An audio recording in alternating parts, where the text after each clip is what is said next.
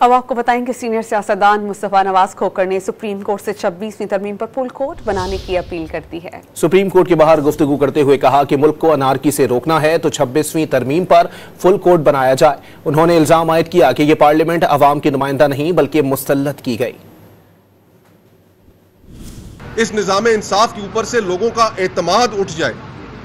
अनारकी की तरफ बढ़ते हुए इस मुल्क को अगर रोकना है, माशरे को अगर रोकना है, तो जल्द अज जल्द फुल कोर्ट बैठे और इस मामले का फैसला करे कि क्या 26वीं आईनी तरमीम आइन और कानून के दायरे में रहकर की गई।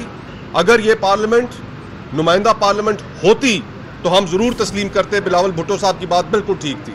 लेकिन आज अफसोस के साथ कहना यह पड़ता है कि इस मुल्क का बच्चा बच्चा जानता है कि यह पार्लियामेंट नुमाइंदा पार्लियामेंट नहीं है, यह पार्लियामेंट लोगों के ऊपर मुसल्लत की गई पार्लियामेंट है और इसकी की गई तरमीम या कानून साजी इसकी कोई इखलाकी हैसियत नहीं। इस निज़ाम इंसाफ के ऊपर से लोगों का एतमाद उठ जाए। अनारकी की तरफ बढ़ते हुए इस मुल्क को अगर रोकना है, माशरे को अगर रोकना है, तो जल्द अज जल्द फुल कोर्ट बैठे और इस मामले का फैसला करे कि क्या 26वीं आईनी तरमीम आइन और कानून के दायरे में रहकर की गई। अगर ये पार्लियामेंट नुमाइंदा पार्लियामेंट होती तो हम जरूर तस्लीम करते, बिलावल भुट्टो साहब की बात बिल्कुल ठीक थी।